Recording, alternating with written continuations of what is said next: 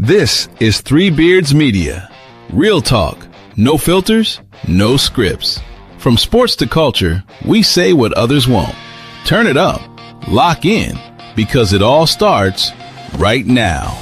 Live from the AKC Andrew Downs Studios and powered by Revelton Distilling Company. Me and Jake running down the street with a handful of comic books, kicking ass and banging chicks and drinking booze No, not and me. smoking Not weed. me. I'm married. Yeah, well, I'm married. Jake. Can't do that. Yeah. Off panel, off topic with Jake and Tyler.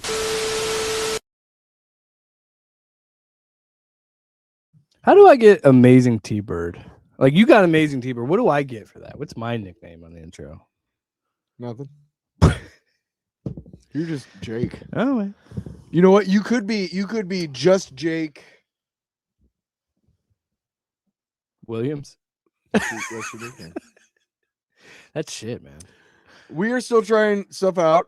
Next week you will probably see us split screen again, but we are kind of experimenting with stuff, and we're still figuring stuff out. So we had some issues with the audio last week. One of the soundboard this week, so we'll have to do, right Oh, ourselves. yeah, of course. You're what's the one that I do? Boo! Fuck you! Yeah. I'll have to do that myself. I have no idea how long it took us to swear, because we don't do that anymore. Also, yeah, it's a part of the Three Beards thing. We're happy to be here. We're just what show is this? off panel off top. What episode? They saw the intro. What episode? No, will you stop? I'm just trying to say that we're used to only doing the audio stuff. We've done some video stuff here and there, so we're still trying to get used to the We're nervous and sad. The live aspect of it, because we are live as well. This is our first live episode outside of the North Pole and the Boston, the fake venue. I want to say, I do want to take this opportunity real quick to say thanks to Chris Shipley and everybody at Three Beards for Chris has been above and beyond what we were expecting. He's just done a great job doing everything and making clips for us and so making our lives easier. Yeah, I appreciate that. And the fact that he's able to have us on, and again, like I was like, hey, listen to the show before you say yes, because we're maybe not everybody's cup of tea, which is bullshit. We should be everybody's cup of tea. Okay. Oh yeah, right. Are you ready for pain? Are you ready for you ever heard of a blade job? See, I could do it. I don't need soundboard. I knock over a toy. Oh no! Son of a Lego Obi-Wan. Not like you can fucking see him.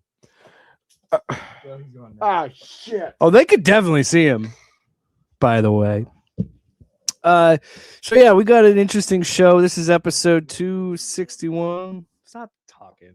Nobody can hear you. You're not with the microphone. I know. Yeah, we got some books as usual. We also, funny enough, we both saw Toy Story 5.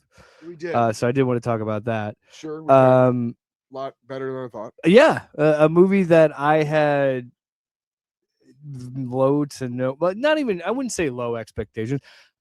We'll talk about it when we talk about it. But we can just kind of jump right into that, because I figured instead of doing a long box, we would just kind of. I had a long box ready, but whatever. Okay, man, whatever. Also, there is a little bit of news that I did want to talk about that I thought was interesting. Okay. Especially because of how extensive you and I have covered Absolute Batman. Holy shit. You know what I'm talking about? No. Oh, okay. Let me pull up the rundown for you. I guess I didn't send it to you this week, so you have no idea. Hell? Maybe I like it. I like it differently, and now he's like, "Oh, I'm not going to send it all to you." I like it when you're fresh on this. You get a real reaction. We used to do a podcast called Tinfoil Radio, and I was instructed to not research anything so that he could, and then the birds aren't real. And at the end of the episode, at the end of the whole segment, or the end of the whole episode, by the way, this is all a hoax. Great. Thanks for wasting our time. Exactly. Here's what's so the news, news. So Warner Brothers had this, weird joint. Stupid idea. Oh, well, yeah. That's just natural reaction. They had this weird presentation for their animation houses, as well as kind of what DC Studios is going to do with animation. Before that, or maybe during that, they did announce a Batman Nightfall trilogy. Oh, okay. So they're going to make 3 animated movies about the Bane like a storyline. Nightfall thing today on Twitter, and here comes the dog. I apologize if my everything. dog ruins the live feed. You will. But so that got announced as well. But the big thing that I wanted to talk about was the fact that Absolute Batman is actually going to get an adult animated series. Scott Snyder will be the showrunner. Wow. Nick Dragotta is also involved as a producer. Cool. Will be fully CG animation. And the quote for it was, "It's going to be a whole different tone and a different take again on Batman as well." Nice. I think it's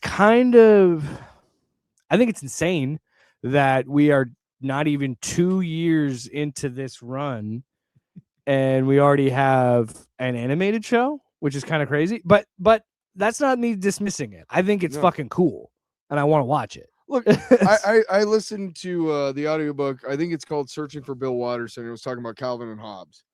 And, Bill Watterson did a really good job of making sure, except for the stupid fucking stickers that guys have on their back of their trucks of Calvin pissing on various car companies.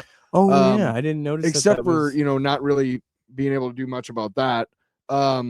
He's been approached countless times and given bags and bags and bags of money, offered bags of money to make a Calvin and Hobbes cartoon or a cartoon series or a movie, whatever. And what he said was, and this made a lot of sense to me, was, you know what? I don't want to ruin for you what you think Calvin sounds like. I don't want to ruin for you what you think Hobbes sounds like, To me, there's something to be said. He's fine. Just let him do his thing until he bugs us to take him outside and take a break. No, but what I was going to say to counter that, I think. No, I was going to say. I still think that Kevin Conroy is the definitive Batman for me. However, I don't hear his voice when I read Batman. No, I'm saying what I was going to say is that there's something to be said for things not. Cooper wants to be on the show, not needing to be adapted. Yeah, there's an argument to be made that, like, you know what, we don't need this adapted. But I know where you're going to go with this. I'm going to say this is not one of them. I want to see this fucking moving. I want to see that fucking crazy ass cape come to life on the screen. And Watchmen didn't need an adaptation. They just wanted to fuck Alan Moore, but that's why they keep making animated movies and they keep fucking printing. So there's that too. So no, I wanted to say that's why I was trying to get your attention and stop, because I was like, I want to go off that because I'm in the same boat, because I know that there are people that would really like what this interpretation of Batman would be, but they're probably never going to pick up a comic book. And that's great, because that's at the end of the look, you and I will always have an affinity for comic books, and you and I will always love comics. Look at my PlayStation controller. But that doesn't mean that I can't be excited about this for other people. The way I was going to put it as, I'm not offended that people don't read comic books. No. I love that that these characters are compelling enough that people still go to movies, and there's people that have never fucking read a Marvel book, but have seen every Marvel movie. Yeah, and that's cool. Absolutely. That's cool. And I'm excited that they're going to do exactly that and give people this opportunity to see, because then people will finally tell me to shut up. Or then could finally tell, then because you know what, then they'll be talking about how great this is. Because I'm telling you guys, this story is probably the hottest Batman story in a long fucking time. Absolute Batman has been selling extremely well. It's gotten amazing critical reception. We have talked for hours how great this series is. So this is I can't fucking wait. I think I know for me, this is without a doubt the longest I have ever continually bought and followed any fucking DC book ever, any series. We're up to 20 on Absolute Batman. We're up to 20, or we're getting up to 2 years now. 24 is 2 years. Yeah, that's what I'm saying. We're not even 2 years in. We're already getting an animated show. So I'm cool with that. So moving on from the Batman thing, before we talk about Toy Story 5, I do want to talk about, and we kind of forgot to do this at the beginning I of the got show. 2 more things to talk about because you're gonna love this shit. Well, you know the rant I'm going on, so hurry the fuck up so I can get to it. I don't care about your rant.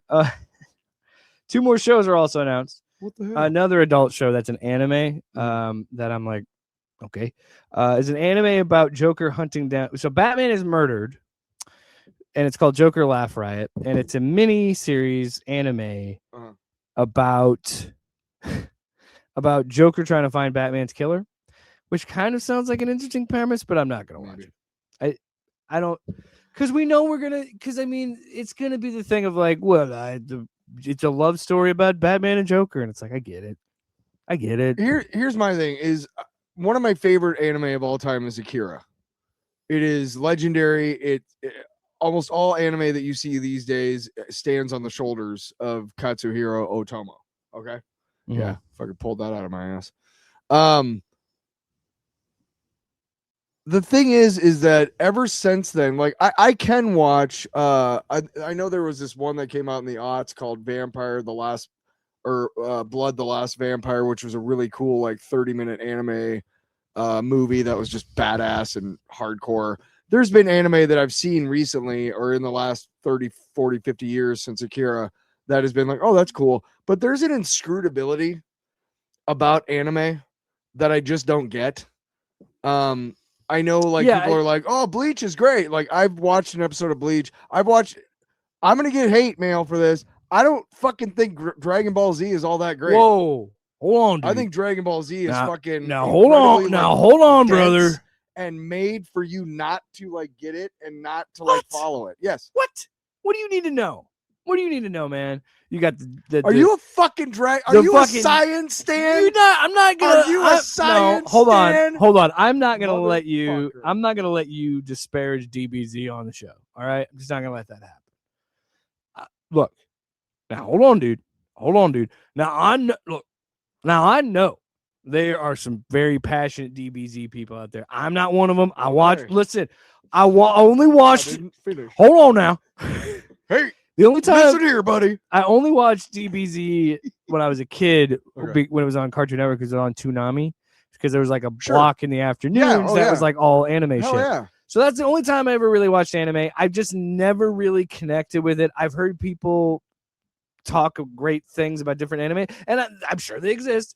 I've even had people say, Jake, you would like anime because anime is just like superhero stuff, but very similar. Can I say this? I don't want to. The fact that you reacted so intensely to me saying I didn't like Dragon Ball Z is exactly why I don't like Dragon Ball Z fans, because they're never going to help me. What your response should have been, instead of what do you need to know? Your response should have been, well, are you confused about any of it? Like I can help you walk you through it. It's friggin' Superman. Gatekeeping. What do you mean? It's anime Superman. Every episode is in the desert. We go There's Super Saiyan. A bald old dude and 2 dudes who turn into like something else and fight. That's every fucking episode of Dragon Ball Z. Stop shouting. Hey, we're in the same room. Hey, the same room. Robert De Niro. What's the third one? The third announcement is actually kind of cool, and I'm interested in just because I have a child. It's more like they got one of the creators from Chowder to help develop a crypto show that's going to be focused on. So crypto is hanging around with these like criminals. No shit. And they win them over. So it could be a fun show. I personally, as a parent, want DC to make more things like this. Sure. I think that DC has a big problem. Look, I don't like this, so I'm looking. I don't mind. I don't mind like the Suicide Squad being R-rated. I don't mind Clayface and things like that. But I think DC has a problem with trying to be so dark, and it's like, hey man, I would really like to have movies that my kid could be interested in, or shows that and they've made like the Super Pet movie a few years ago, and they've done stuff. It's a good one. But I just feel like lately there haven't been a lot of DC kid shows. Like Marvel has Spidey and his Amazing Friends and Iron Man, that Iron Man show that's the same vein. And I just don't think DC has that, and they're kind of lacking. So hopefully this crypto show can help with that. Cool. So I'm excited about that. So what did you want to talk about? You had a rant. You were angry. You're fired up. Oh boy. Go ahead. This is KXNO, and this was the station that up until Tuesday, at 30 years, well, 25, we were in the midst of our 25th anniversary, and the call came down from on high from the bigs at iHeart that we were just gone. I want to say this. I'm not going to tell you how much I made, but the amount of money that they're saving from not paying me every 2 weeks is nowhere near the amount of money that they're going to have to pay even one advertiser because they broke the contract with the advertiser. Are you on your fucking I'm phone? trying to pull up the live chat. We're fucking live. I was trying to see if there was a live chat. Are you on your fucking phone? Saw the people. I wanted to acknowledge the people that are watching. Oh, There's yeah, like 20 something absolutely. I people know. watching. Well, I figured It's a lot for I us. figured we'd just be cool. I wonder if my mom is one of them. Mom, text me right now if you're watching the show. We will lower the number of fucks. Well, I'm an adult. Oh, okay. Anyway, I'm not going to disparage the parent company because I am eligible for rehire. Yeah, whatever. But I just wanted to say, I've also said my piece, so people know how I feel about it.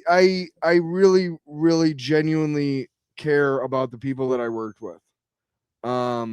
I won't say last names, but Sean and Lucas and Connor, Trent and Ken and Heather and Alec, all of these people, and Chloe, we lost Chloe too, from a different station, but all these people, like, they made the last 11 years of my life something special, and I'm never going to forget them. I'm going to see Heather every Tuesday at trivia and stuff, but the thing that just sucks is when you look at the way businesses go about things and they say, you know what, we're going to go ahead and make decisions up here and not ask or even bother to check with the people down here to see if it's a good decision.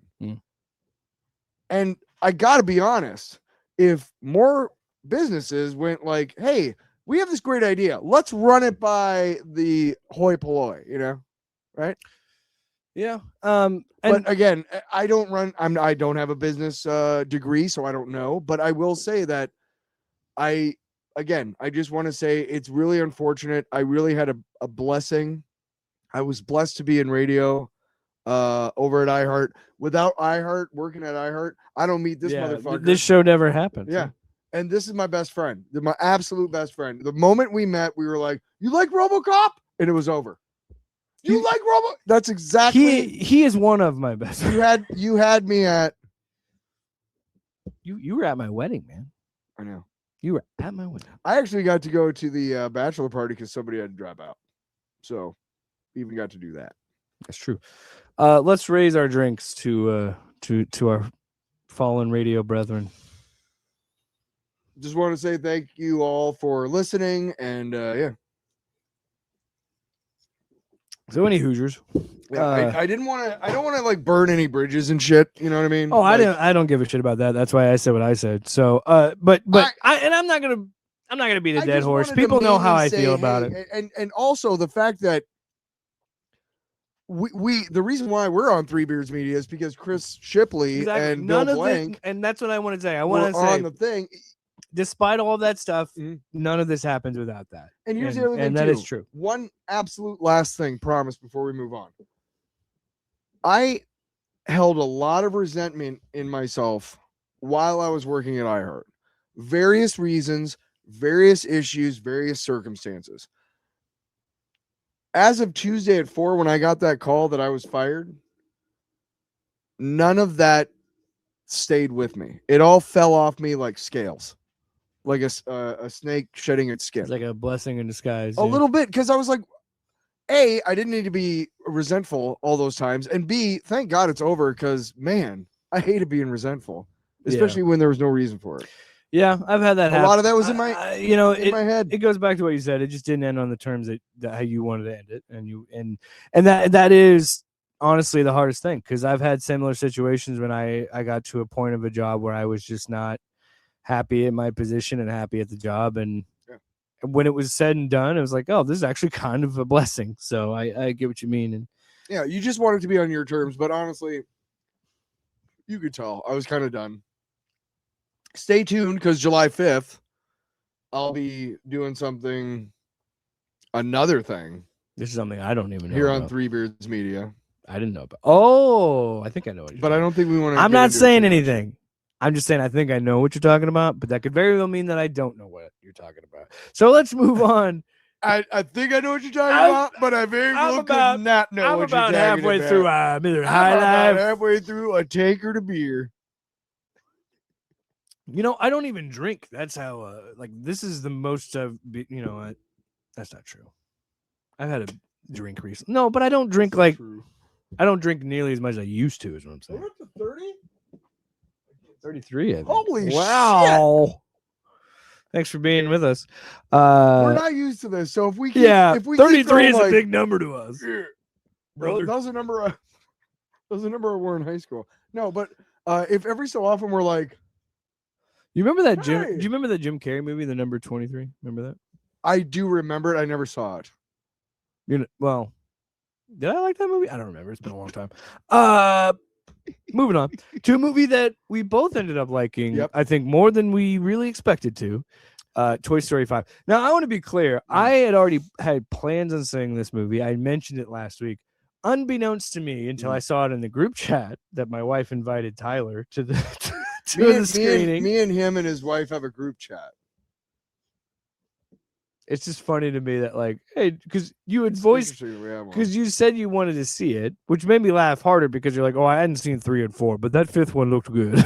No, I think what was the whole story to that? No, I was like, I haven't seen 3 or 4. How am I going to even know what's going on? And on the way into the theater, I'm like, hey, man, this is what you need to know. 3rd movie, Andy goes to college. Yeah. You think the toys are going to die at the end, but they don't. They survive. Andy gets his toys back, and then he donates them to Bonnie, who is the new kid, who is the lead kid. Now she takes the lead role in Toy Story 4. And let's be real, if you've seen Toy Story 4, it's really a story about how Woody wants to move on with his life and be off with Bo Peep. I always joke he went to go get some strange, and by not strange, but it's Bo Peep. They went to go off and be adventurous lovers. And so then, I mean, that's what happened. That's what happened. Listen, safe word is banana, all right? I adventurous lovers. I have been like everybody else who's watched all of these movies like I have. It should have, honestly, it should have ended with Toy Story 3. It was a perfect end to that story, all of that. Having said that, and I want to be very clear. I agree with everything you just said. I'll be very clear. Yeah. There is no bad Toy Story movie. Every Toy Story movie there are various levels of good. Sure. Toy Story 4 isn't bad. No Toy Story movie sucks. There are a lot of Police Academy movies that suck. It's the DJ Khaled, if you will, suffering from my success. Because what happens is Toy Story 3 was such a listen. Hold on, dude. Hold on, brother. I'm going on a fucking... Oh, yeah. Right. I'm taking you on a journey. So anyway, of sight and sound. So because you have the expectations, because nobody really likes the idea of a Toy Story 4, because they're all like, Toy Story 3 is perfect. Right. Toy Story 4 comes out, funny movie, serviceable movie, good movie. Sure. Just not Toy Story 3. Sure. Then this movie comes out, and I'm like, holy shit, I enjoyed this movie. Okay, so full disclosure. A long way to get there, but we got there, brother. Jesse Ventura. What if Jesse Ventura hosts the Tyler, I gotta fucking calm down. We're entering a new dimension, dimension of sight and sound. Hey, hold on, Jesse. Hulk Hogan's there. I gotta stop doing the Hulk Hogan Will Sasso thing, because I've done it so much that my 4-year-old. Listen to me. We're going to baseball practice, and my 4-year-old, he's about to cross the road, and I don't even think. I just do it. I just go, hold on, dude. Hold on. And hold on there, I said, hold on. He fucking said that. He turns around to me, stone face goes, and in a deeper voice goes, hold on, brother. And I could not stop. And I was like, that's the proudest I've ever been as a parent. The proudest I've ever been when I been hanging around his kid was I didn't know he was doing this, but all of a sudden he just started singing Dirty Deeds Done Dirt Cheap. And I was like, that's the coolest fucking kid. That was when he was like 2. Anyway, Yeah. what were we talking about? Toy Story 5. I want to say, Hold on, dude. the first thing, the way it starts, Yeah. is a little like, okay, what's going on here? But it is such a big source of humor throughout the film. Oh, the Army of Buzzes is the funniest thing. Oh my god! Oh my, when they're Star, man, Star Command. Yeah. Again, this movie was so fucking funny. I did not. There were so many. Like, I remember when the lights went up. The first thing I said to both you and Ashley was, I gut laughed, like, heavy belly laughed a bunch of times. What was the thing that was going on? Because we sat next to each other, and whenever we see a movie and there's like a joke that we get, that's like kind of an Easter egg or something. Like, we'll kind of do the elbow. What was it? There was something during Toy Story 5 that I was like, oh, can you? Well, the fucking Combat Carl shit was great. Maybe. Thanks. That's right. Pizza with sunglasses. Yes. One thing I will say, it is kind of pizza with sunglasses. Well, so I like the premise of it. I will say a couple things. One, it is the same creative team from Toy Story 4. Okay. And I think that's important to note because I think this movie is them.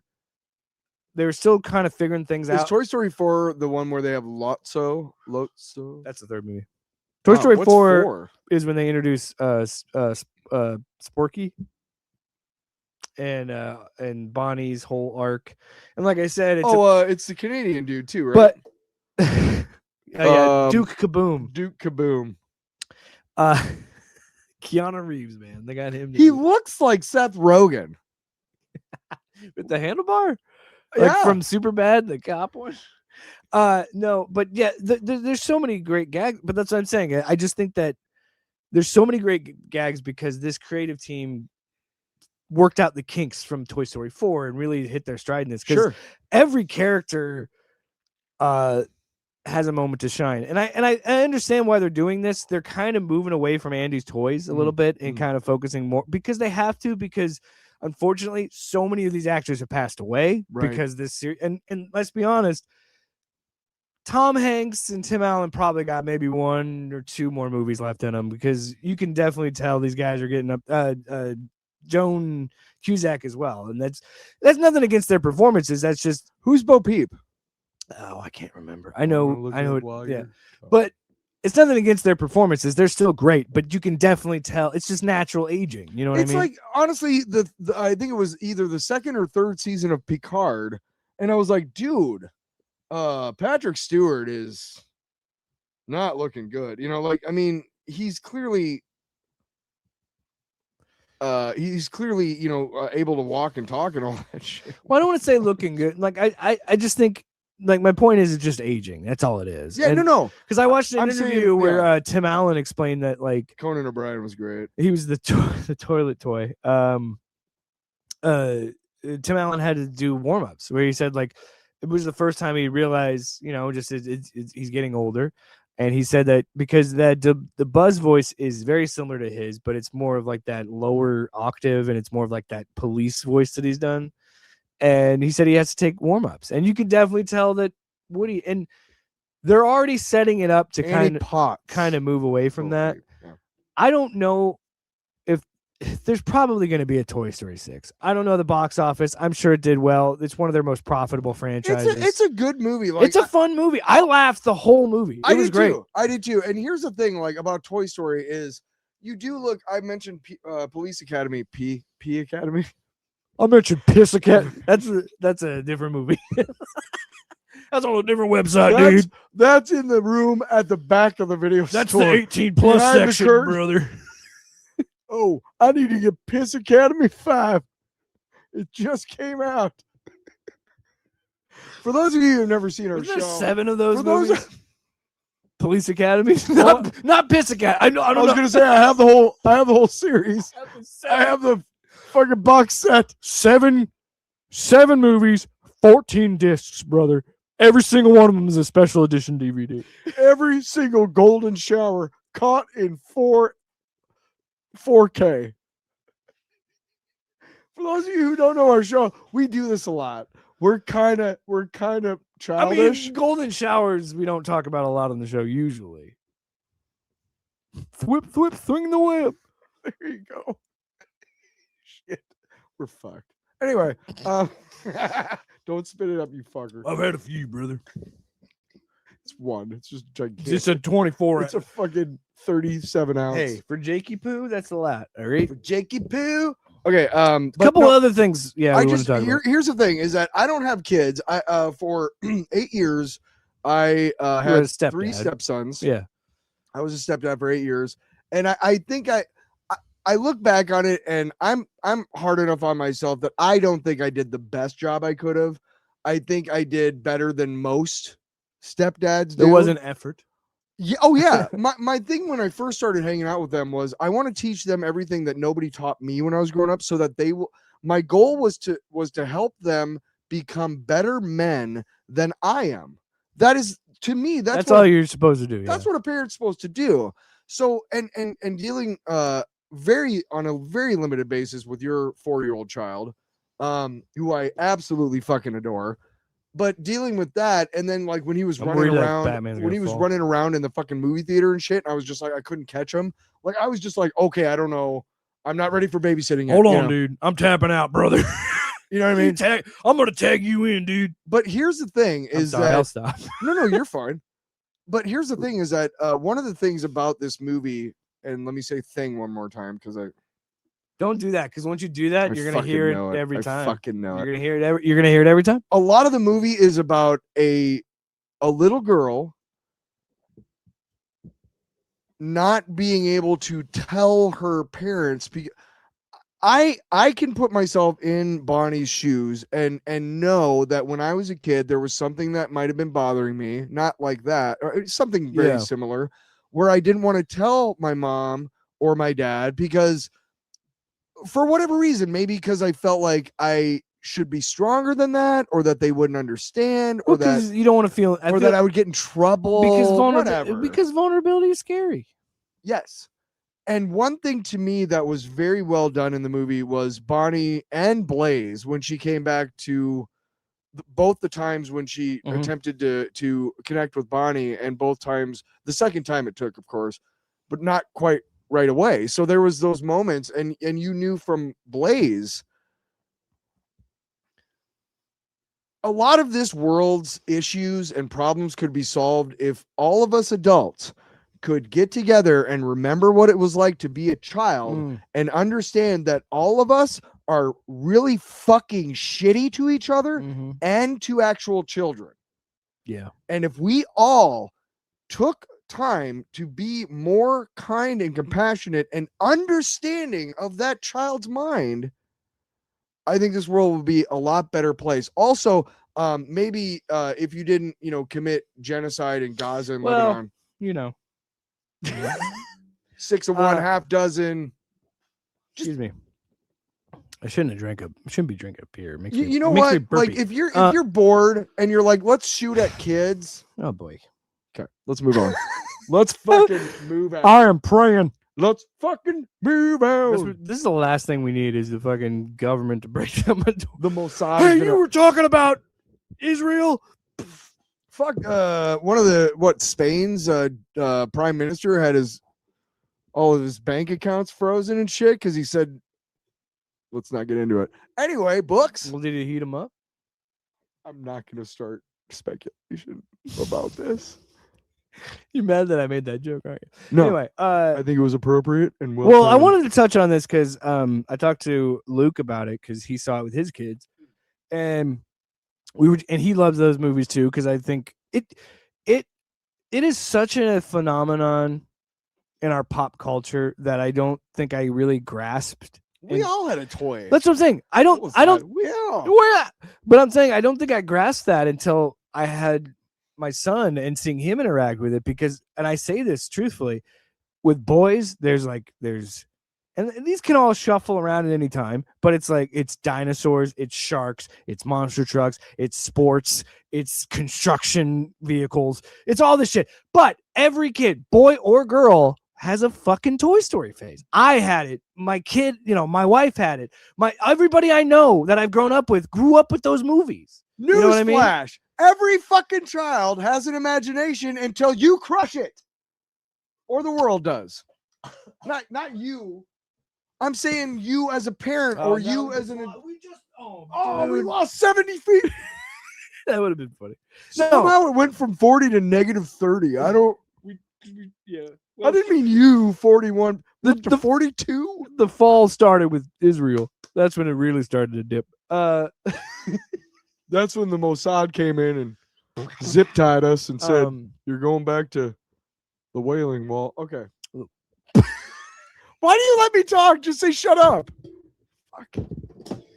Oh, no. RoboCop. No, I'm laughing because I know that what you said is a real thing, but for whatever reason in my head, I thought you were talking about some I thought you were talking about some will you shut up? You're stomping on my joke. Sorry.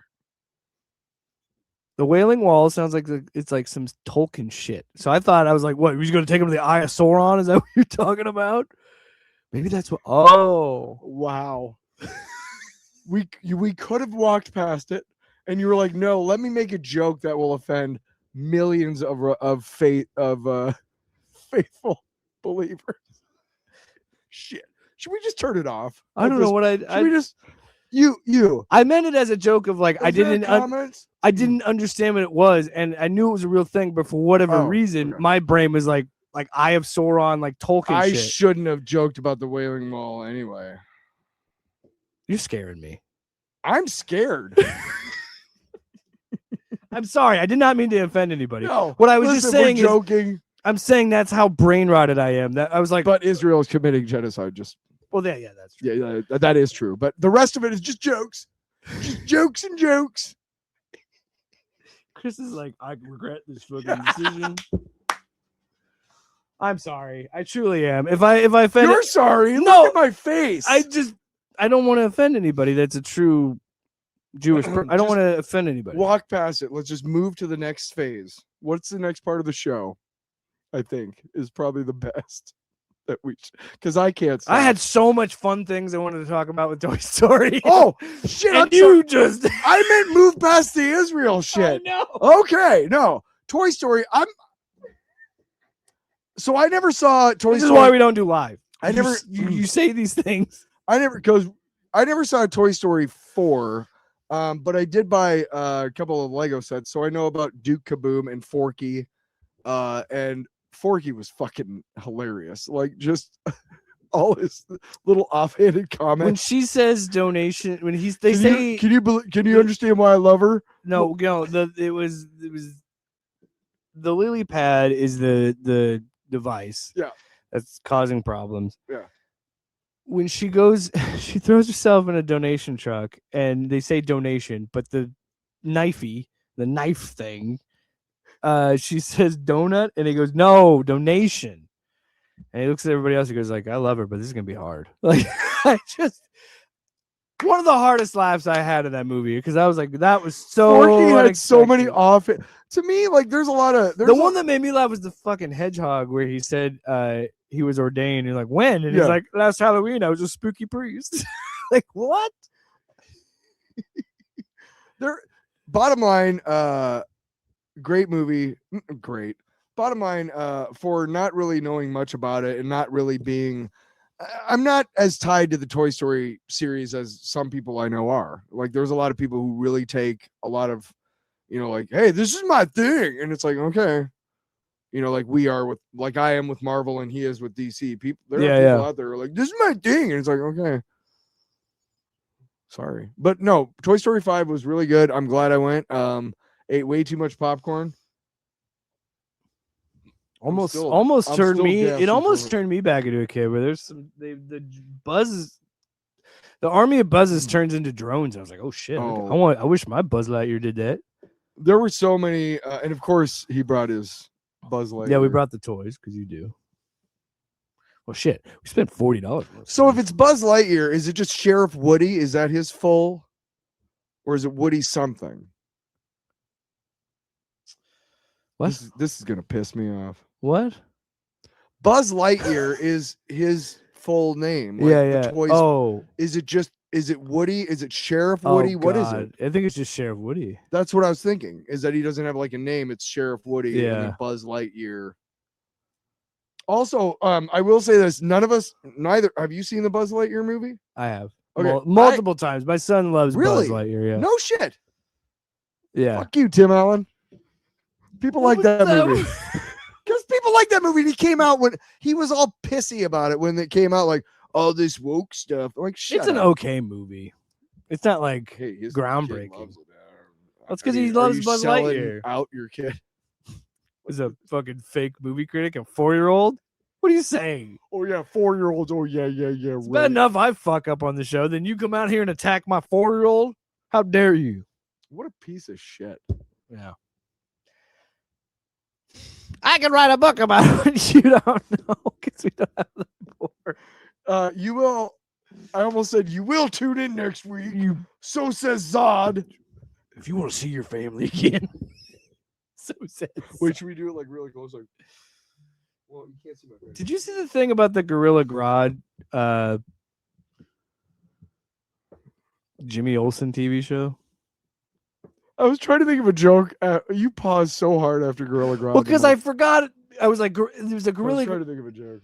Because No, it's such I a have weird not- concept. I have not heard. Yeah. Let me know. What's up? It's weird. Supposedly, there's a show that's still in development about Jimmy Olsen fucking Gorilla Grodd. fighting Fucking head fighting. Gorilla. We're talking fucking Gorilla Grodd. That's where your mind goes. You said Jimmy Comic Olsen. books, please. Fucking. HBO Max. You know what? That's on me. I paused. I did pause.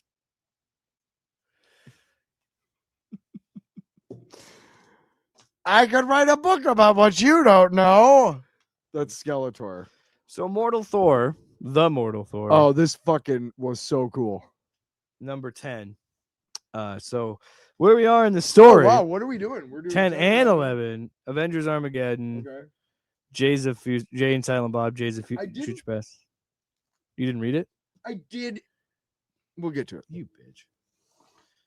Can't believe you. So anyway, we open up We with have 44 people that are watching us. Donald Blake. Still Donald Blake pretty much being like, we got to stop Sigurd Jarlson. And Sigurd starts to go after Donald Blake. So he goes to Roxxon. He's like, I'm taking the fight to the man. So then The man. oui, father. Who's the French guy? Let me pull this back up because I think so. As he's going up, he's just throwing his hammer, just fucking obliterating these these Roxxon dudes. Mm. And so he keeps going, and we get up to the 15th floor, and he takes them all out. Mm. I forget how much to do this. So this is where he finally meets him. It is Gray Gargoyle. Oh, Do you know God. anything about Gray Gargoyle? Yes. Somebody say something in the comments other than Tyler, because you're making this up. Nobody knows who Gray Gargoyle Yes, is. Grey Gargoyle was once one of the biggest Avengers fucking villains ever, man. He was big. He's definitely been Thor's.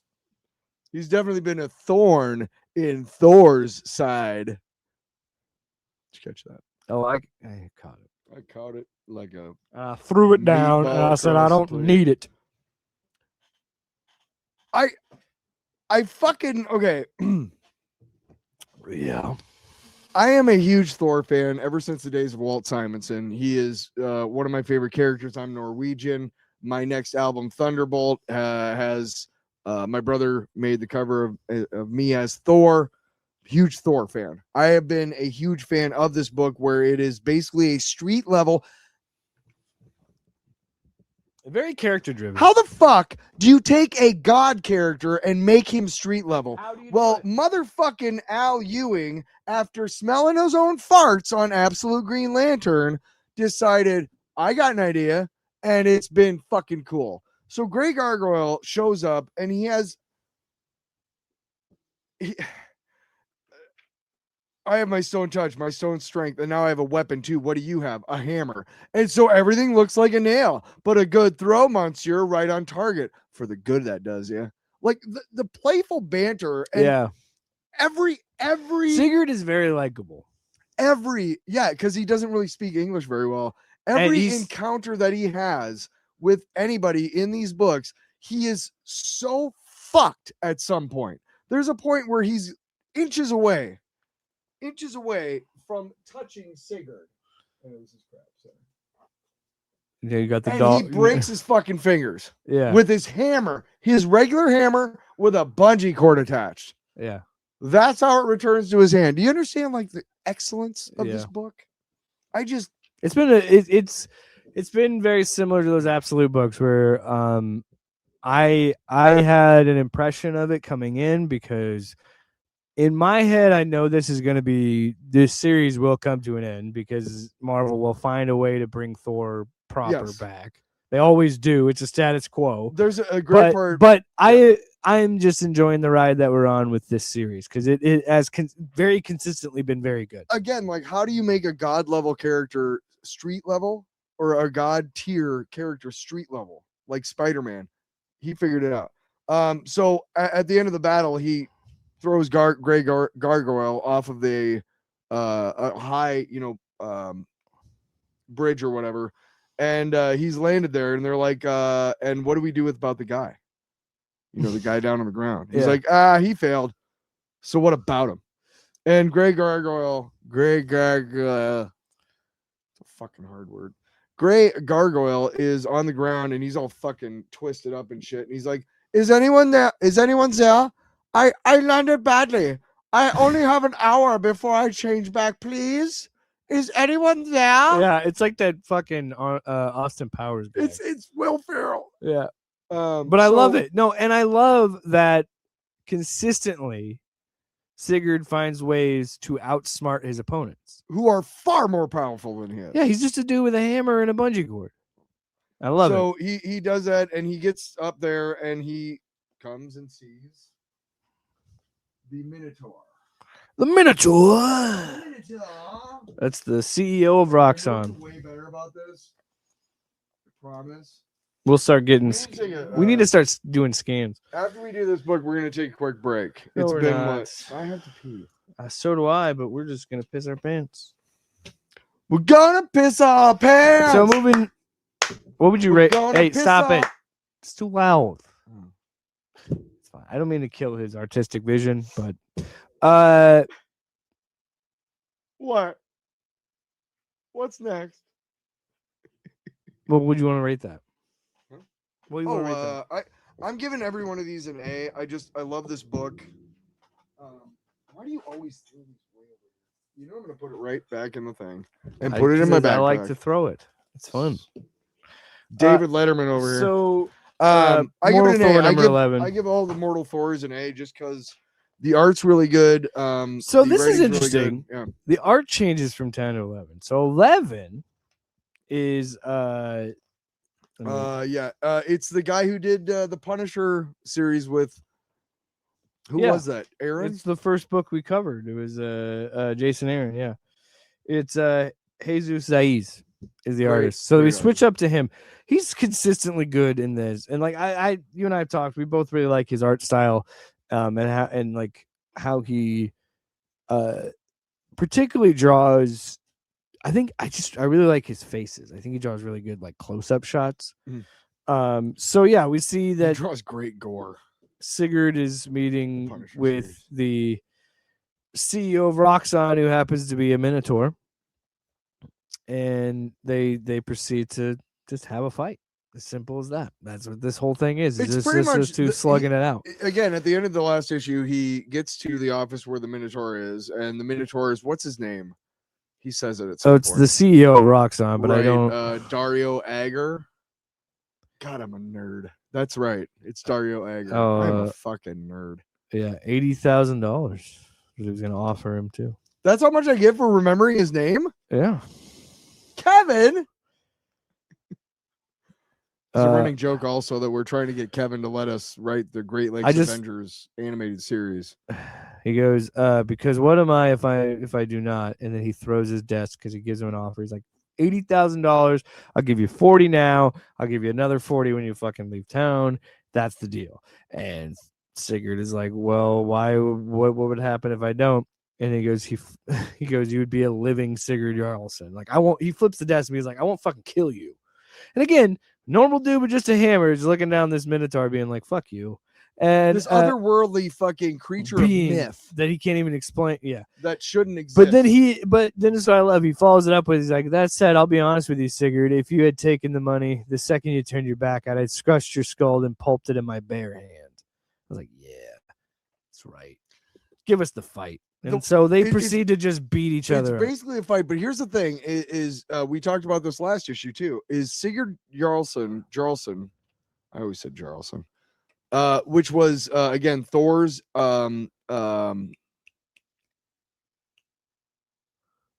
alias. Yes. Back in the 80s, his Jennifer alter ego. Sorry. DNX. So what is this shit? Sorry, continue. DNX. It was an alias of his. Well, Well, then you oh god, I hate Stop. you. I hate you, Marvel. Drop. So it goes like this. It Settle goes down, open up shop. No, that's So- DMX. That's so we're talking DNX. we get the sorry. backstory of fucking Minotaur, Yeah. and how he came prominent and how he needed. I didn't finish my point, but Yeah, go ahead. no, the whole fight.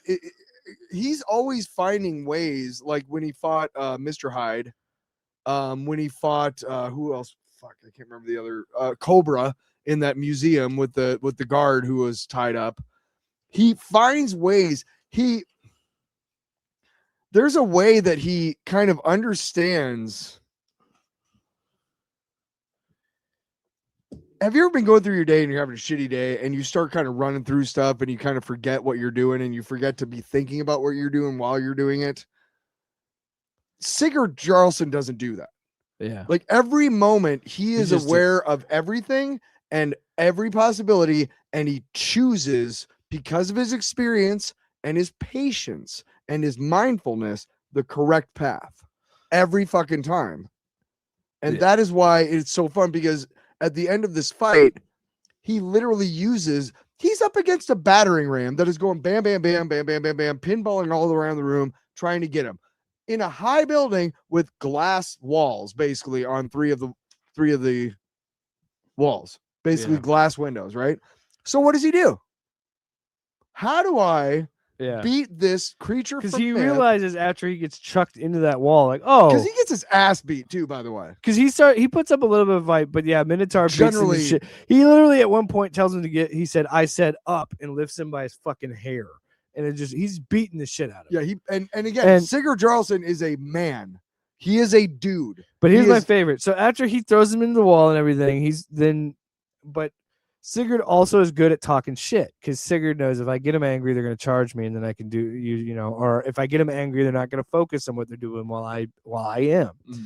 So he goes, if all my hammer and do is tweak your nose, you need your nose tweaked.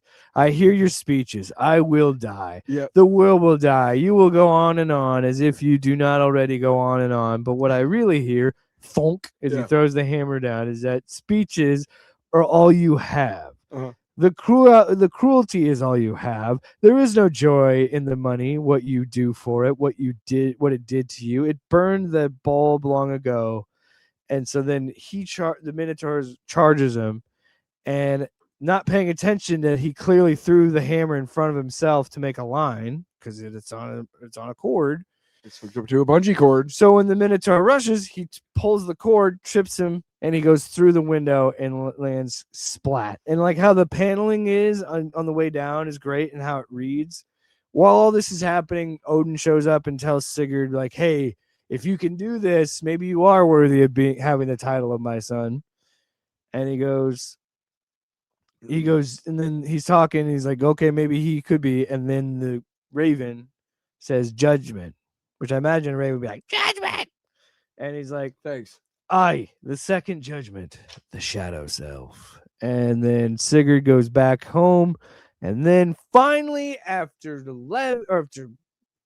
10 fucking issues, Donald Blake is here to talk to Sigurd. So this makes me think there's only one more issue. and then we're gonna lead into like a new Thor series. some sort of Thor event where we get back to the regular. Or we do something with Modi. Is it Modi? Yeah. Madi? Or is it Magni? Because Magni. It's Magni. Magni. Okay, here there's 2 Thor kids. I'm gonna give an A to that. Oh, I loved it. I'm love gonna give both an A books. to that. A to both. We are gonna take about a 5-minute break here in a second. But before we move off this issue, I want to say, there you go. Marvel has an issue right now, and what their issue is they have about 7 crossovers, and with this DNX shit. Oh, but the point that I was making, that are going on. The point that pissed me off in that issue is where it shows one picture, one side, and I get the DNX. I get it. You guys got to make money and you got to do things for like ads in books aren't that bad for me. Self promotion isn't bad either. Wait till you see the ads for X-Men Midnight.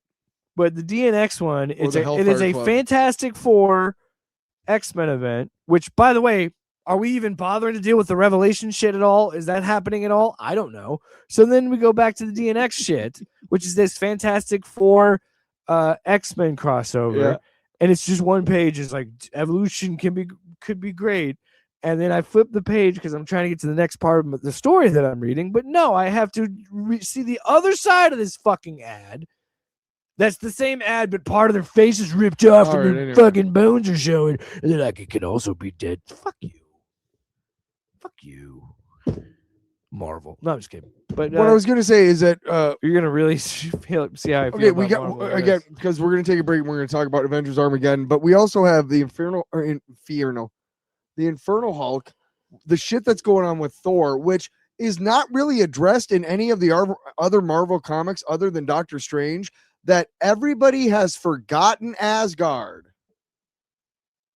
Yeah, it is weird. They've forgotten the Thor. Only books that it's addressed in are Thor, the mortal Thor, and Doctor Strange, because Doctor Strange is on Asgard as Asgard Sorcerer Supreme. And the only other book that how the fuck do I keep this all straight? After and the only other reference point that I have that has any addressing of Strange not being around is the Moon Knight book, because he has to go to Clea, yeah. And we haven't even touched on the Infernal fucking Hulk. Dude. You know the next Moon Knight book is going to be Midnight Suns, right? You're not going to... I did not expect... That makes me so happy I have to pee. The team that is assembled is not what I was expecting. Blade is obviously there. Ghost Rider's obviously there. Did you already see who it is? Well, they've already shown it. They've already teased it. They already teased it. Oh, in the book? At the end of the, you know how they have the solicitations or whatever. Oh, yeah. Right. I'm just saying it's known what's happening, because I don't think it's out yet. Because I'm pretty sure number 5 comes out this month, but I just don't think it's out yet. Okay.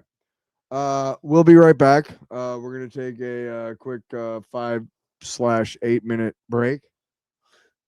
I have to smoke and then I want to pee. A cigarette. Anyway. We'll be back in a little while and we'll finish up. We got 3 more books to go, and just want to say, so far, so good, and love you guys.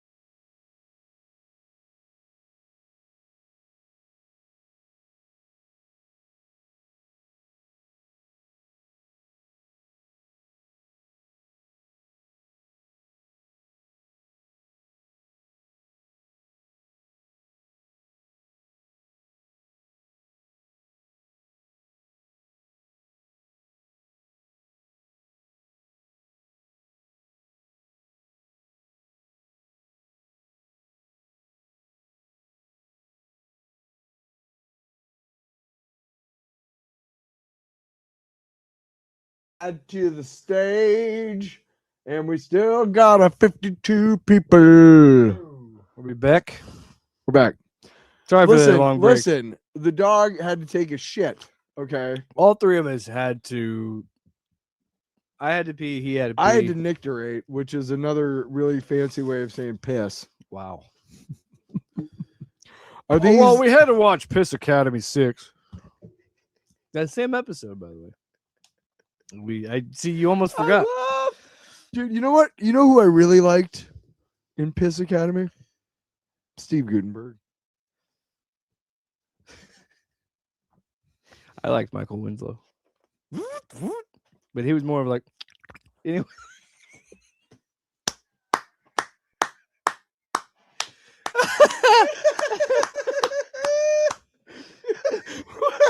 Or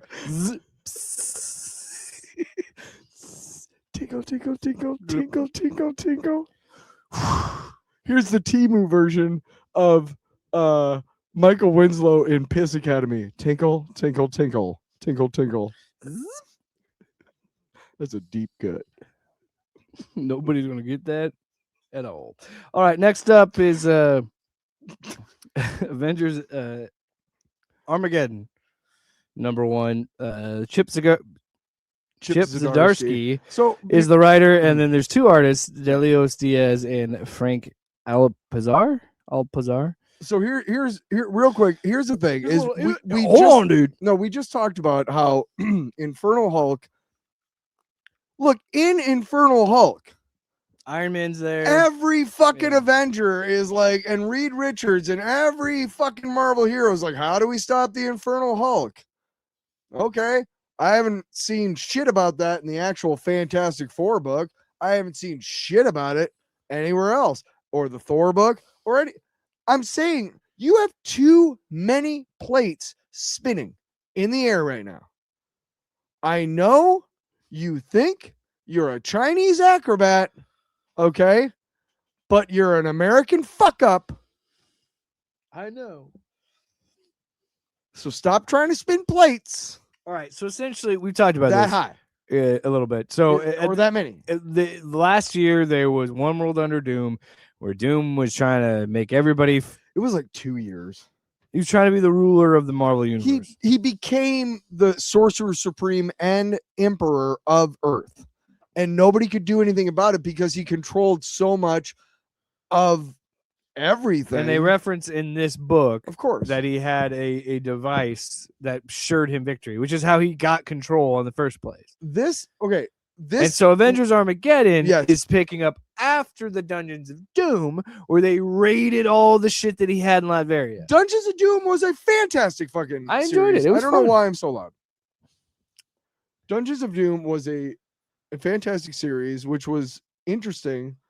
It was dark. It was an anthology almost Yeah. of like these 4 different factions breaking into Yeah, and it was the a- Doom. it was the a- Dungeons of Doom. I'm a sucker for a story where you have all these different characters converging at one point. And that was a fun motif of Dungeons of Doom because they were all kind of dealing with their own shit. So yeah, out of that, Thunderbolt Ross he finds a device that has ensured him victory in these Dungeons of Doom, and he institutes New America, and he creates Democracy City in New America, which is where Doomstad used to be. And Is this kind of like if Trump got irradiated by Gamma? I guess Like just a his dumb by the motherfucking like, nationalistic this idiot? whole issue is all about I putting. said it. This is going to be a longer event. Clearly, this is going to be like a big deal. So this whole issue is about putting everything into place. Did you already read the credits? Did you read the color artist? No, Jesus Aburtov. I never do. I'm VC's terrible. Corey Pettit. But what I was getting at Rapper. before you stunted my momentum, I gotta mention it every time. Sorry. No, I'm kidding. I'm sorry. No. What I was getting at was, so this whole issue is really just putting the chess pieces in place. I honestly don't think it's a bad issue. I actually ended up kind of enjoying it. Okay. However, I'm still in the same boat that you are, and kind of in the grand scheme of things, I just it's just you got. I don't know what this whole end game is going to be with Red Hulk, but it just seems like we're just doing the same thing Doom just did. Are we not? Am I crazy? Because that's what it feels It's like. almost like every fucking crossover that's ever happened in comics is because a villain who is either A-list or D-list who finds something that makes him A-list is on the verge of blah, blah, blah. Yeah. It's almost like every crossover that ever fucking happened in comic books is that. And I think that's so, if we ever get any criticism about that, well, why do you talk about crossovers? And I think the reason we talk about these things, because there are good ones. We're not saying there aren't. And we've done examples of good crossovers on this show. Yes. It's just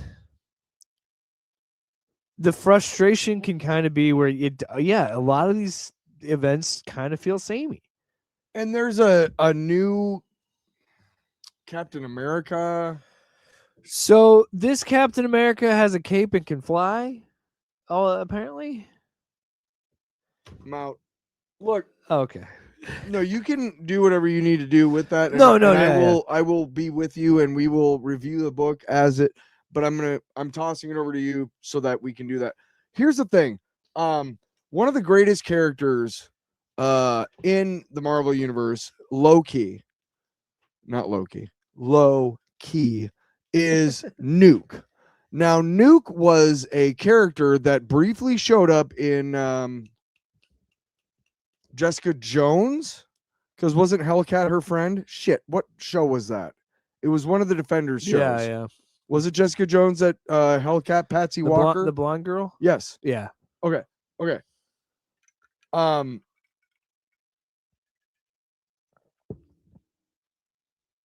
I completely forgot where I was going. Patsy Walker, Hellcat, Jessica Jones, Nuke appeared briefly. You fucking suck. Can I move Yes. Okay. Of course. So I'm ready to finish again where my frustration comes. Well, then finish your point. Okay. Because I'm gonna. Anyway, Nuke was a failed Captain America experiment, and he had a flag tattooed on his face. Yeah. And one of the cool things has always been that all of the Captain America things have failed, one way or the other. Yeah. When you read Captain America that I brought today, that I bought yesterday, because this is the one where Steve's in a coma. Yes. And because he's in a coma in this. Yes, which is why we need a new Captain America. But yes, from way downtown, bang! Marv Albert also used to bite hookers on the back. Bang is what he would say when he bit him. From way downtown. Oh, then they'd be like, ah! Because that's painful. Kenny Albert is upset. He's like, that's my dad. Anyway, oh, he died? No, Marv Albert. Albert. God. Marv Albert is still alive. Oh, I'm pretty sure. He's just disgraced. Oh, because he bit sex workers on the back. They already got to fuck guys like you. You're gonna bite them? Oh, not you. No, sorry. There's some dude. Can we move, for the love of God? Can we move on? It should always be when you read the Captain America from today that I bought yesterday, the Hell's Angel or whatever, which is the start of Armageddon in the Captain America book. Because now who has a soul or something? It's number I'm not gonna spoil any of that shit for you, dude. It is really actually pretty crazy. It is really actually incredibly well written. Zdarsky, you're the man, except for this shit. No, Hell's Angel Part 1. So this is issue 12, and the entire time that this iteration, this series or this volume of Captain America has been going on, it has been leading up to Armageddon. When they first announced, sorry, I was just looking at see if there's chat. When they first announced this series, it was Armageddon starts here. Yeah, and we'll get to that next week. But I just want to say, like, they had a free comic book day. They had I gave it to you guys. I gave you a bunch of free comics. Yeah, and we talked about it on the show. Did you read it? We talked about it on the show. The free comic book day comic literally gives away the ending to the fucking whole goddamn crossover. Yeah, because Steve wakes up in It jumps in time, right? Steve is awake and he's talking to Red Hulk. Well, okay. I don't need to read this shit, guys. So here's what happens. Okay, so, I'm done. Sorry. Just real quick, because I want to talk about this pissed. villain that they're setting up. I love that Val Cooper just fucking tears. But I like her being a villain.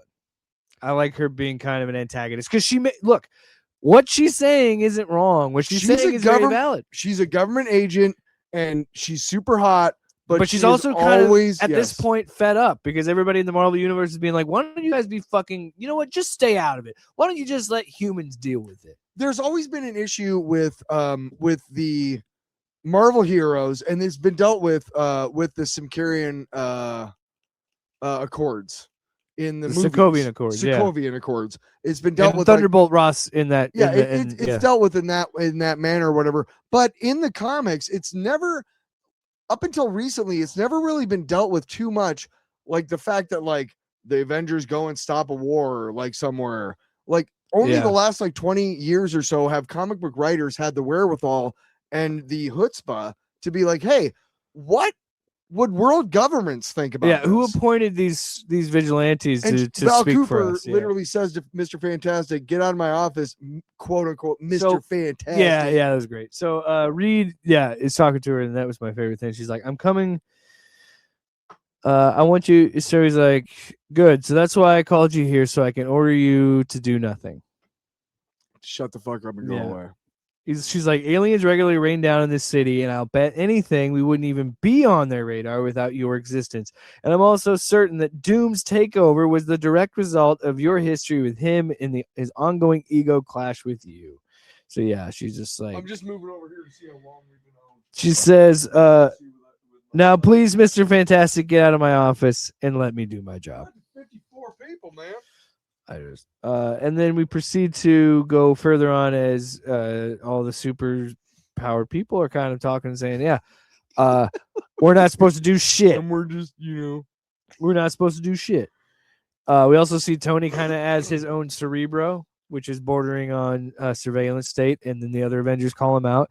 Spoilers. I bet Tony's going to have some problem with national security and some shit because that's Marvel. And here's what pisses me off about Tony making his own Cerebro, which is the fact that in the Infernal Hulk, he's calling all the mutants. Why is there no crossover here? Why is there no like, hey, are you sure that's what I think's happening in that? And I haven't even read the latest. Is it in a different time? I was gonna say I haven't read the latest issue, so I have no idea where it's going.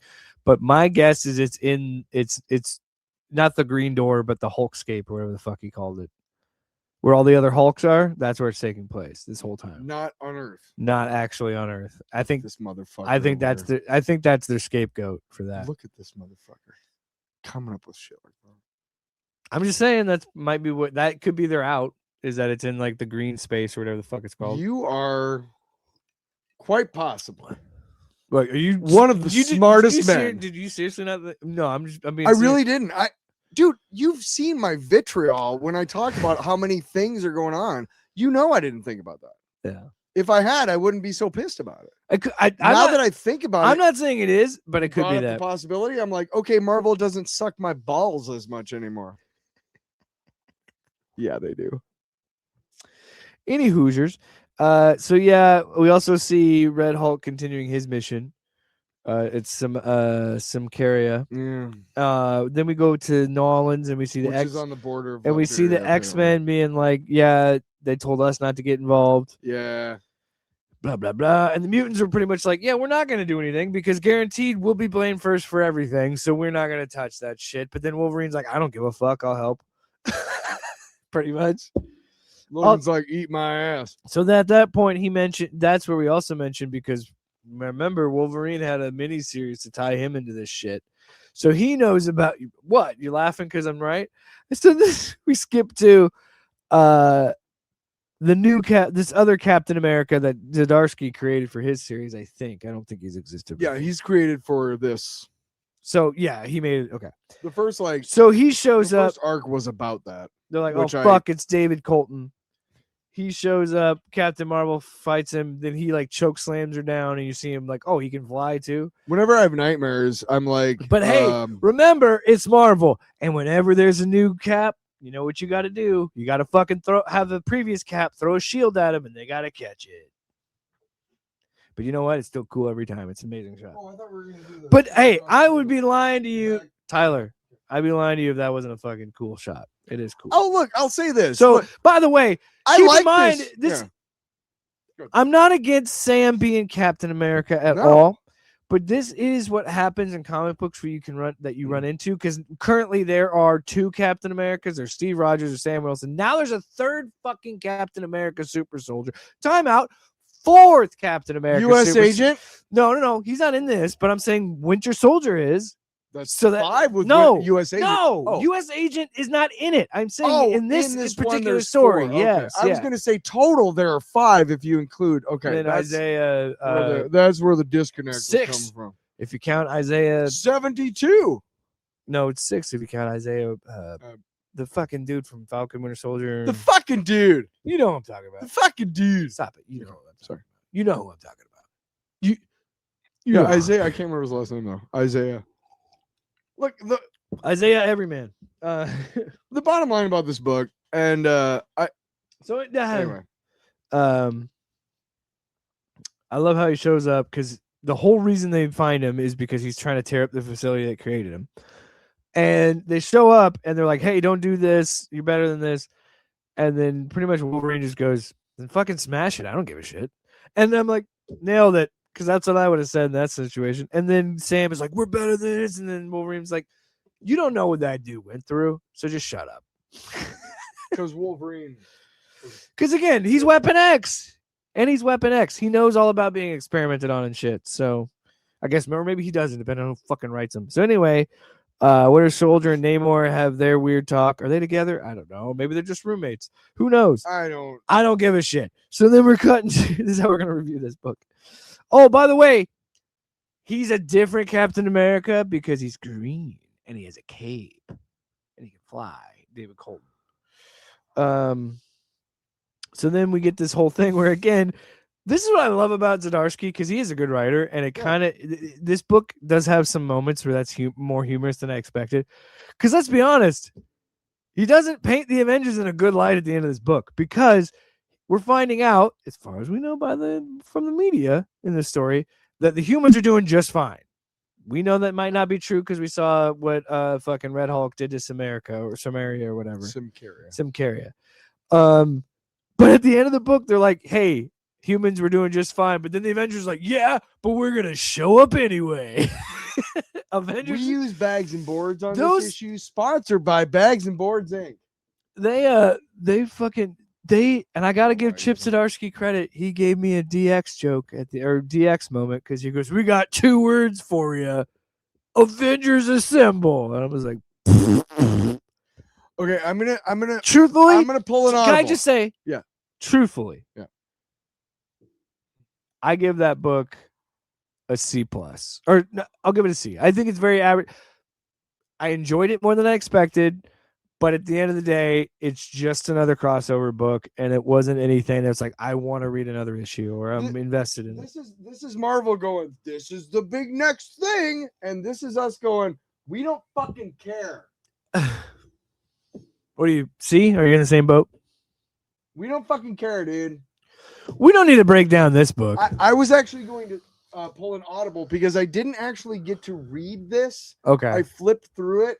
I did enjoy what I caught. It is funny. I enjoyed it. I know, but I want to read it so that we can actually break it down. So what we're going to do is we're going to save Jay and Silent Bob, Jay's Future Past. I love how I forget to talk into the microphone.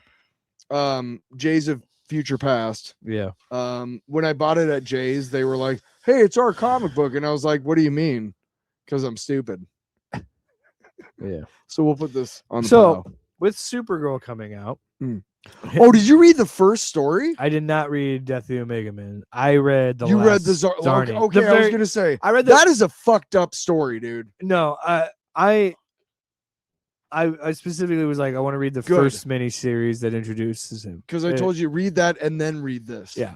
So Tyler for a long Can I time hold ago, it up? yeah, you need to hold that bad boy Because I up. bought it. Well, a while back, Tyler bought the Lobo Big Fragging Compendium.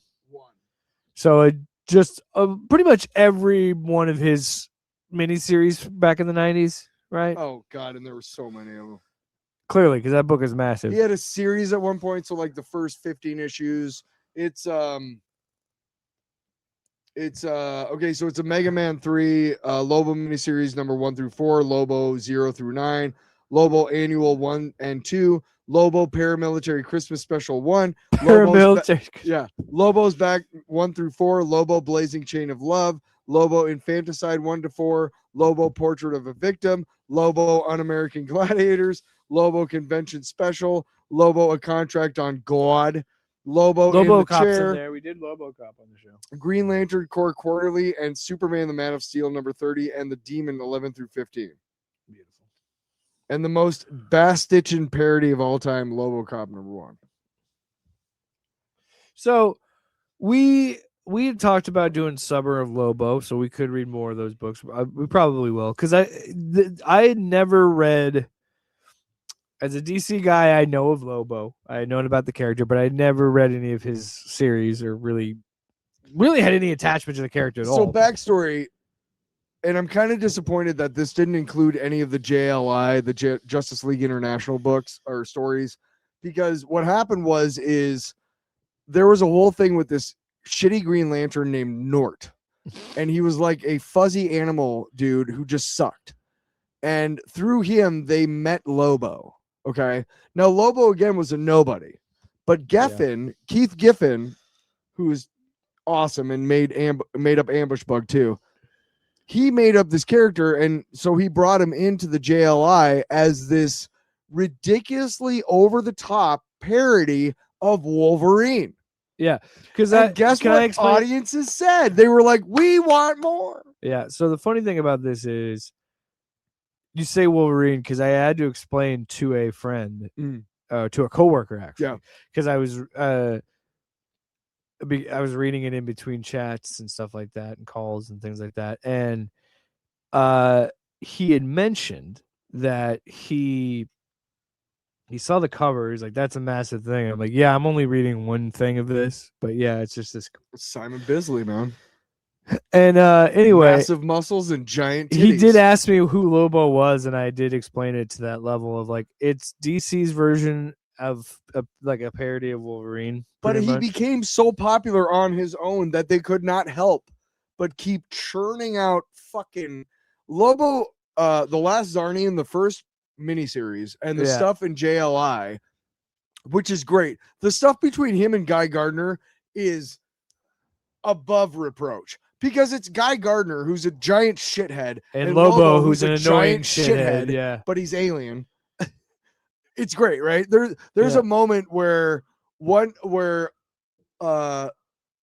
Green Lantern has Guy Gardner in a bubble and Lobo in another one, and they're both asleep and like their noses are pressed up against the bubbles that they're in, and they're just in their sleep. They're like, "Fucking kill you, man!" Yeah, it's so fucking funny. So the Last Zarnian is a 4-issue miniseries. It was Lobo's first solo miniseries.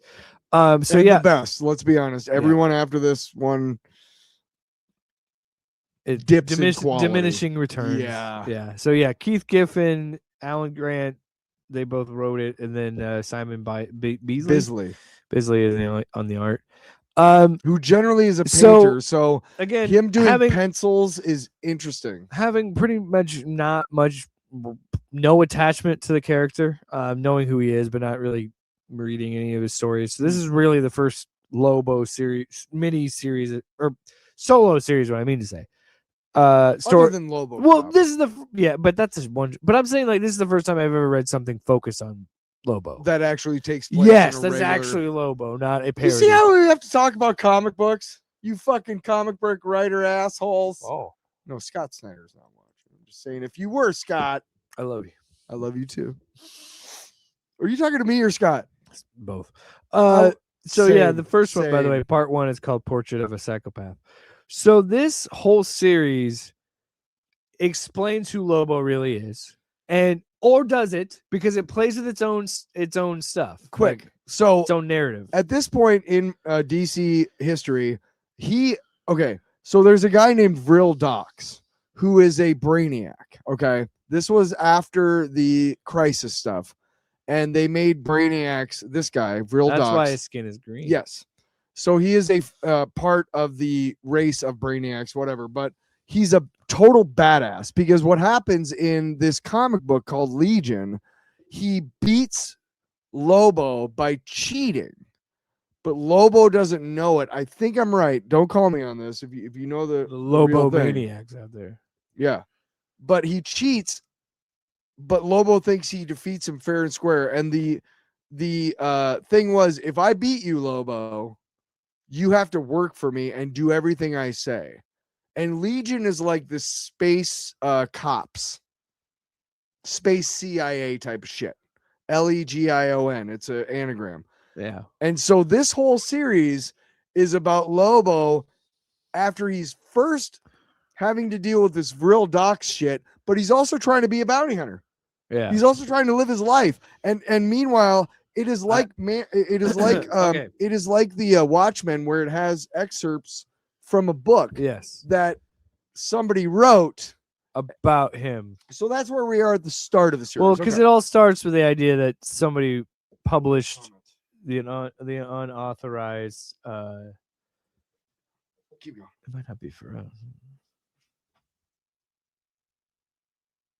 Oh my lord, I heard that guy. He has a point. Eyes.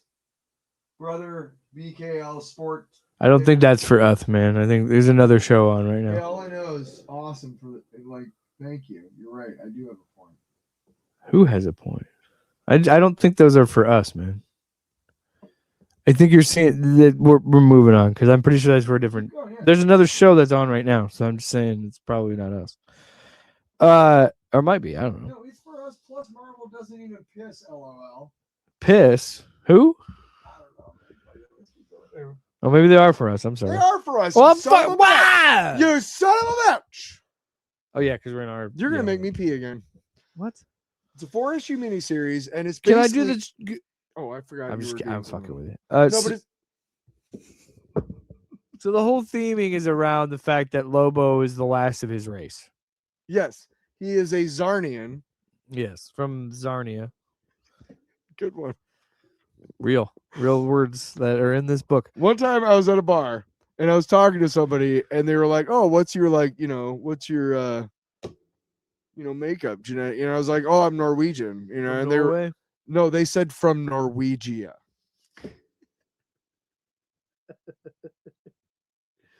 I was immediately like, So you anyway, know what? I'm gonna move on. And So talk to anyway, somebody else. Dox calls Lobo. Lobo's got a new gig. He's got to take this person alive. He keeps stressing in alive, alive, alive. There's a reason why he keeps doing that. Yes. And Lobo says, no contract, no kill. I won't kill him. You told me 1,000 fragging times. I'm not going to do it. Fragging. So while that's also happening, and I love that they're kind of, again, like you're talking about, what makes this series work for me and what I've enjoyed about this series is the fact, you need to stop focusing on comments, man. Stop. Just come back. Stop telling me what to do. Well, because you're distracting. I can't talk when you're walking in front of my. Sorry. Trying to engage in a conversation with you. There's a reason why Vril Dox keeps saying to Lobo, like, don't kill this person. Well, what I was trying to get at is the reference to Watchmen with the yeah. Lobo book. Yeah. Here's clearly a and maybe I'm wrong, but what I read it as is a clear reference to the Dark Knight Returns, Sons of Batman, because they're called Sons of Lobo. One of them is even wearing a fucking Batman t-shirt. So eventually we have like, and then we have this, we have Lobo, and he has to pick up this another Zarnian, the woman that wrote the book about him, the Again, unauthorized. He thinks he's the last biography. one. He thinks he's the last one, but the one who survived is his teacher, who he fucking hated. And She gives a report card later in the series that's in the book. Like, dude, there's okay. It's so meta. There's a reason It's so the fucking reason we meta. call it the best is because it's so fucking funny. It It's is well done. consistently really funny. The really well. construction of it. dude, I'm serious. If they took this story, and you and I said this before in the past, if they did this with Jason Momoa, it would be such a fucking great movie. It would be so fucking funny. I cannot tell And you. R-rated, so let it be gory as shit. R-rated? I cannot tell you how hard my dick. This is us not even seeing Supergirl yet. I didn't say is, but you know where I was going with it. You see the table just oh shit. So yeah, the last Zarnian, the second to last Zarnian is his 4th grade teacher. Also, the funny thing is this whole time throughout this book, the backstory of Lobo is he genocided his whole planet because he wanted to be the last one, so he could be interesting. Yeah. No, okay, so Which is what? You know what? Where does he say kill Fragan? Well, because he takes her out of the nursing home. Kill Ren, destroy By the Frag. way, she's at a nursing home. Kill Ren because he can't kill her. But even better, no, Tyler, because we talked about how I'm a sucker for factions converging on one thing, storylines. Yeah. Oh, he takes her out of the nursing home, so that sets up another faction chasing him. Yes. These grannies are pissed. Yes. Because they took her friend. The Legion of Decency paramilitary SWAT unit is needed yet again. And so they fucking chase him. Yes, too. indeed, the hussy. So they're all going after him now. She smacks him. Don't use that tone of voice with me, young man. And that's what he was. Kill her. By the way, the cover of the book is him being like, fucking kill Fragment. Yeah. No. Yeah. So yeah, he's saying that he's pissed. So he's going through space. They end up at a bar. Yeah. And she starts a bar fight. She says to a guy, because he has terrible no grammar. such word as ain't. And he just is like, fuck this. Time out. Yeah. The brilliance of the writing of this miniseries. This is issue 1 still, right?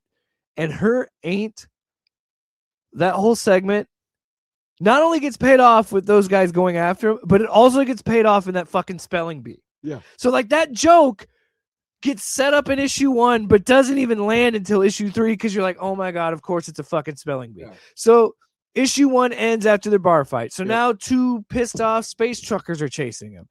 And by the way, this is what and the Lobo fucking fan Sons club. Of Lobo, because they're gonna kill the writer of that book, right? So Sons of Lobo are chasing the writer who Lobo has. So they're chasing Lobo. This book is so silly. Granny, just keep going, man. We don't even have to spend this much on every issue. The point of this whole series is at one point, and we will get more in depth. He shows up, but kills overall, a guy, he kills a receptionist.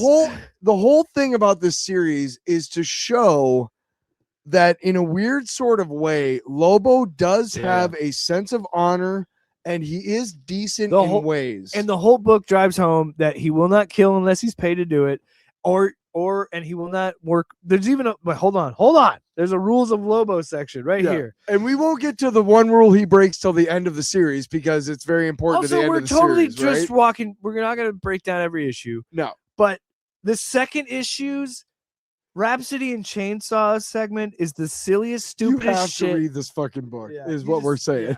Because it's truly some of the most insane shit I've ever read. Like, I don't even know. 10 things to know if you ever encounter Lobo. The mind of Lobo is a wondrous thing. He can instantly analyze any opponent, weighing up their abilities in defense perfectly, giving him the exact knowledge of their Achilles heel, in all caps, or weak spot. Lobo is a man of his word. Mm-hmm.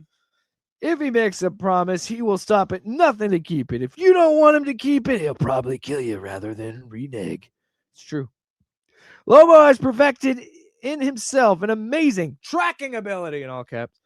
If he's met a victim once, no matter how fleetingly, Lobo can trace them anywhere in the galaxy. He is rumored to do this by tuning into a person's aura before even aura became a thing.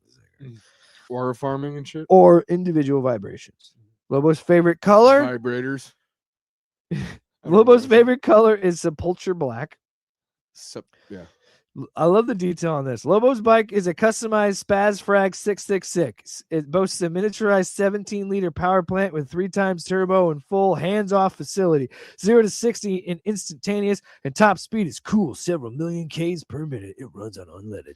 Before you continue, and I don't know if we need to go through every one. No, that was just kind of like the level of silliness. I want to point something out. I'm going to get to the next part. Yeah, get through that. But before we move on, I want to point out something that is misunderstood about two DC characters because they are generally violent and big and roided out. Bane and Lobo.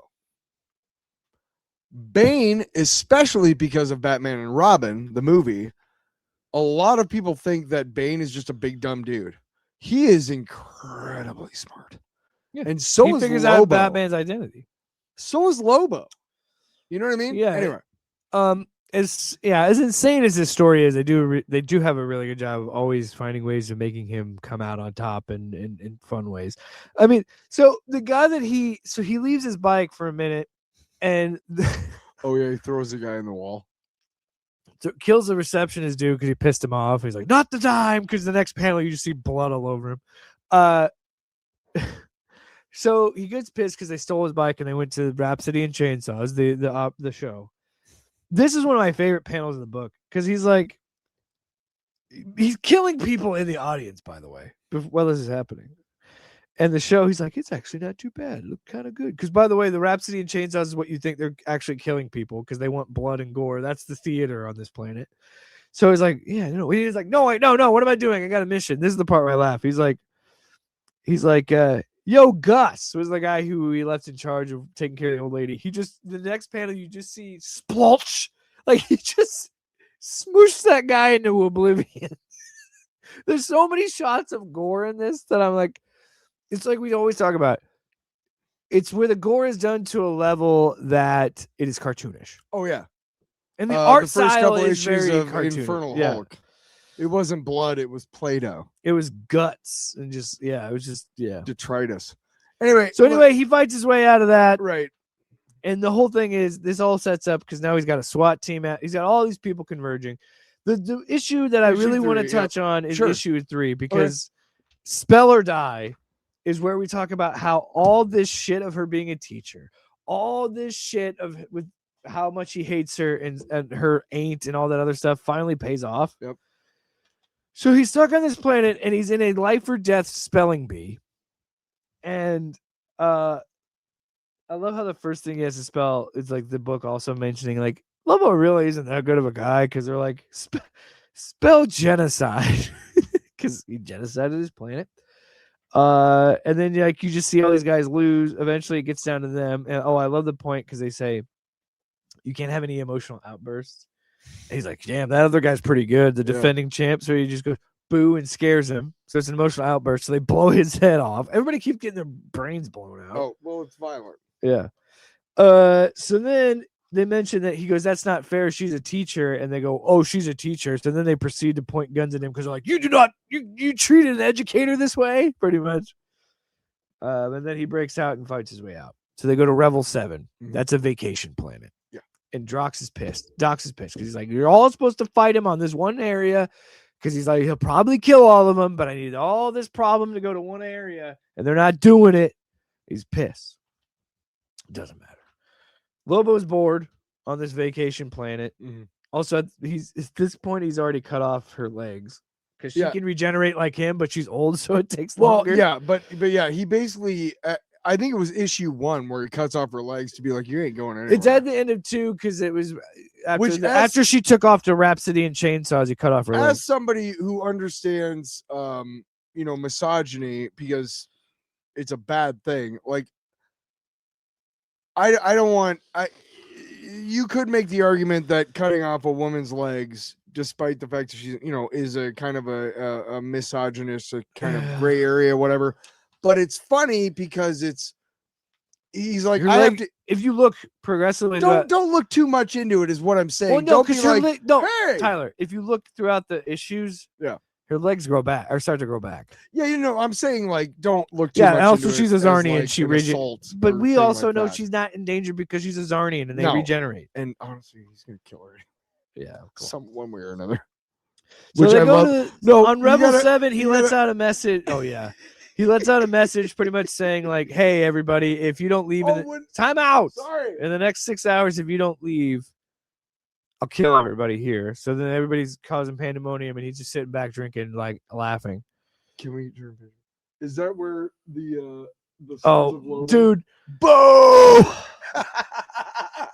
Just torn to fucking. By the pieces. way, as someone who loves is like doing like the pro wrestler voices, all those Sons of Lobo guys, I can only hear them saying it like that. No way, Jose! Yeah, the bogus. And their teeth are always the bogus first crack. Simon Bisley, fucking the Biz, but yeah, as he used to say him, or as he this used to call this him. whole thing. We're too close. We'll never stop in time. And he goes, "It's the fiery frag for us, you bros. Let's do it for the bar." Yeah, and he just gets eviscerated into dust.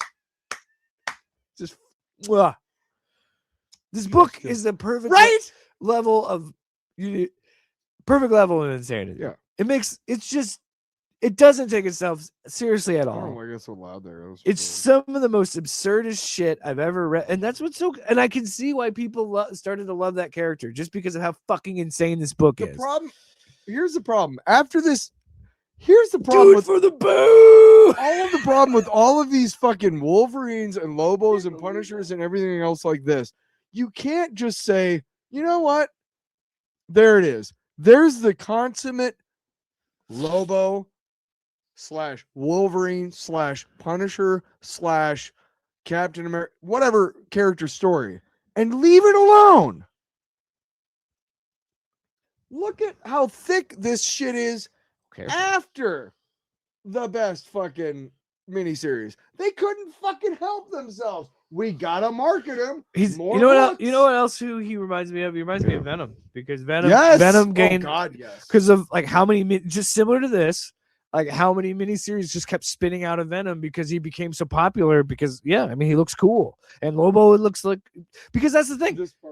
Would you make cool, fun stories like this, but then you also have a cool looking character, they're bound to take off, and the fake ad. Yeah. Now you can be a badass bounty hunter. Attention, all Lobo lovers! Everything you need for only $199.99. And then you just put your face. You literally just cut out a picture, put your face on it. You should have done it, dude. So Tyler, if you would have done that, like if you would have done that as a spoiler for or not a spoiler, an Easter egg for me, like you would have I would have fucking died laughing if I saw that. I would be like, holy shit. I grew up in the era where you shouldn't have, because they're worth a lot of money now, but you could cut out coupons from the comic books and like send them anyway. So wait. Yes, I want to kill and maim for a financial award and be the envy of all my friends. Here's $200 in used bills. Rush me my bounty hunter kit. Anyway, we got. Oh my god! Time out! No! I don't want to take another break, and I got to piss again. Well, let me.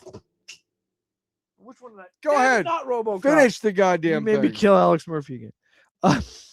You know what? No, I'm taking. No! I want to get to the joke. No, don't take a break. We're almost done. Not. You bastard!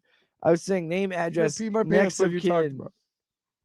Was what I was trying to get at. If you would have pee my pants all that, and you could have just let me say it. You fucking asshole. Still on the same page. So everybody converges on Revel 7, where Docs didn't want it to be. Yeah.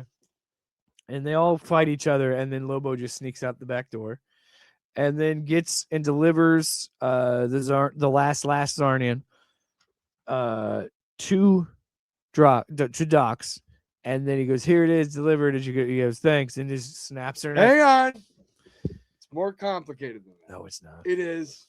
He filled out the mission.